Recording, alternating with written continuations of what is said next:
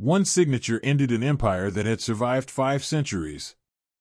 The autumn of 1555 arrived quietly in Augsburg, a city of merchants and printing presses tucked into the hills of southern Germany. Representatives from Catholic and Protestant territories gathered in assembly halls with high windows and polished floors. They had come to resolve what 25 years of war had failed to settle. The Emperor, Charles V, sat in a chamber lined with maps showing lands he could no longer govern the way his grandfather had. His face was drawn, his hands often pressed against the armrests of his chair. He had inherited an empire stitched together by marriage, diplomacy, and the assumption that Christendom would remain unified under Rome. That assumption had been tested, broken, and buried. The question now was not whether the Holy Roman Empire would change, but whether it would survive at all. Charles had spent decades attempting to restore religious unity. He believed the empire depended on it. He had fought the French, the Ottomans, and his own German princes.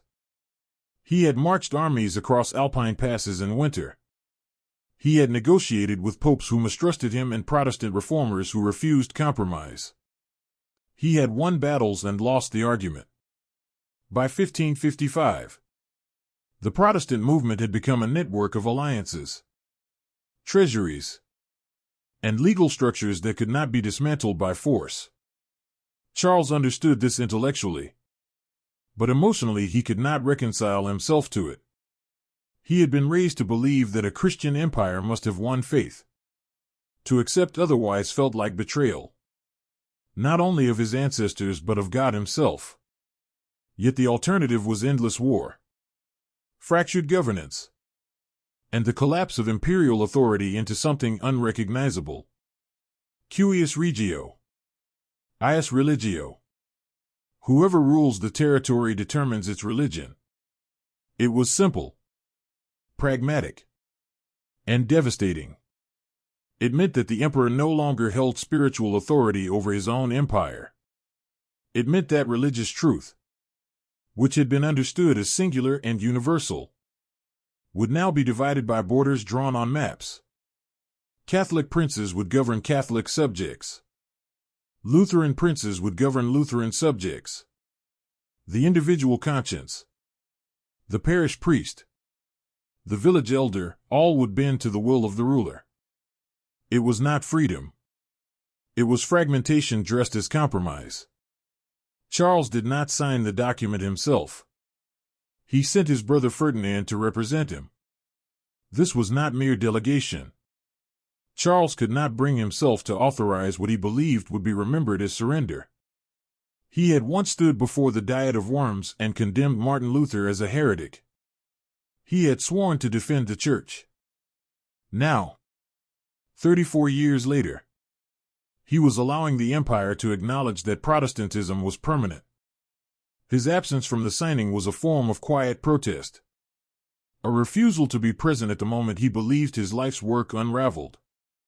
He would abdicate the throne within a year, retreating to a monastery in Spain where he spent his final days managing clocks and contemplating failure. He never spoke publicly about the Peace of Augsburg again. Religious authority had fractured, and political authority would have to adapt.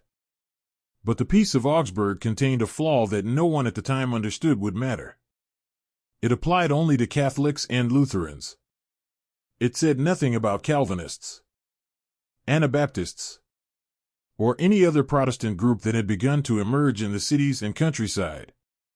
This was not an oversight. The negotiators believed they were dealing with a binary conflict. They assumed that recognizing Lutheranism as a legitimate alternative to Catholicism would satisfy the Protestant movement. They were wrong. Within a decade, Calvinist communities had begun to grow rapidly, especially in the Rhineland and the Low Countries. These communities were not covered by the peace. Legally, they existed in a gray zone. Some rulers tolerated them. Others expelled them. The treaty that was meant to bring clarity instead created ambiguity.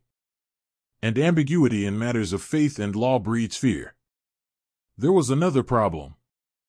Quieter but more corrosive. The Peace of Augsburg gave rulers the right to determine religion. But it did not give subjects the right to leave. If a Lutheran prince converted to Catholicism, his subjects were expected to convert as well. If they refused, they could be exiled, stripped of property, or worse. This happened repeatedly over the next 50 years. Entire communities were uprooted because a prince changed his mind, or died and was replaced by a son with different beliefs. The treaty that was supposed to end religious war had instead embedded religious control into the structure of governance. It turned faith into a tool of statecraft, and statecraft into a mechanism of coercion. The empire that emerged after 1555 was not the empire Charles had inherited. It was a patchwork of semi-independent territories, each with its own religious identity, each jealously guarding its autonomy. The emperor remained, but his authority had become symbolic. He could not raise taxes without the consent of the princes. He could not enforce laws that contradicted local customs. He could not intervene in religious disputes without being accused of overreach. The empire had become a legal fiction held together by inertia and shared memory. It still called itself the Holy Roman Empire, but it was no longer holy, no longer Roman, and increasingly not an empire in any functional sense. It had severed the link between religious truth and political unity. It had made belief a private matter in theory while making it a public weapon in practice. That religious diversity was permanent, and that the empire would never again be governed by a single vision of Christian order. Later generations remembered the Peace of Augsburg as a step toward religious tolerance. This was a comfortable simplification. The treaty was not about tolerance. It was about control. It did not protect individual conscience. It protected the power of rulers to enforce conformity within their own borders. It did not end religious violence. It relocated it, pushing persecution down from the imperial level to the territorial level.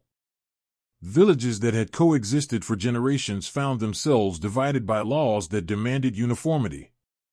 Families were split. Communities were hollowed out.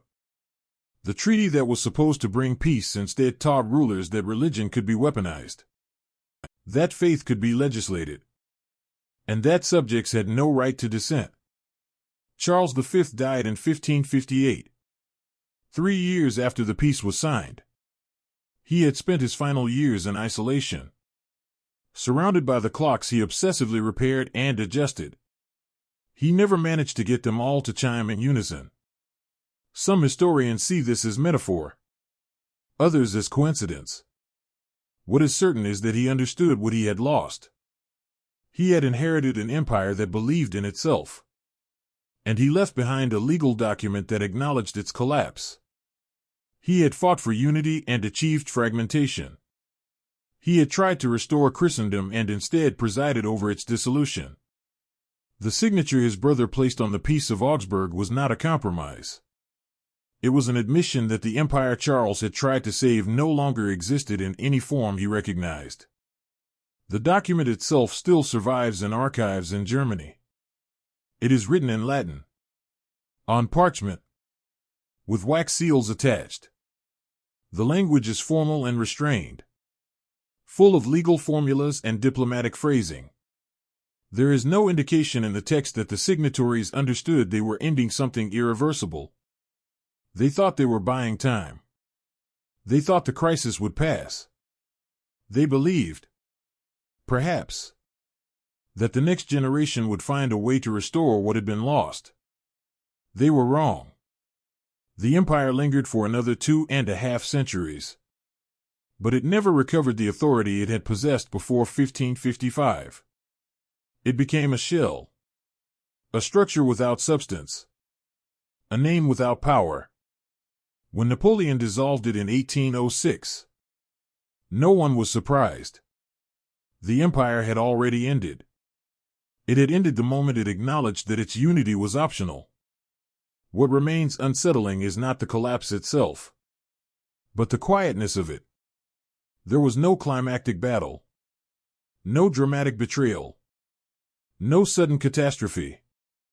There was only a document, a signature, and the slow realization that the world had changed in ways no one could reverse. The men who negotiated the Peace of Augsburg believed they were solving a problem. They did not understand they were creating the conditions for a century of violence. They did not see that by making religion a matter of territorial control, they were ensuring that every border dispute would become a holy war. They thought they were pragmatic. They thought they were realistic. They thought they were choosing peace. What they chose was fragmentation. And fragmentation, once begun, does not stop at borders or treaties or good intentions. It continues until there is nothing left to divide.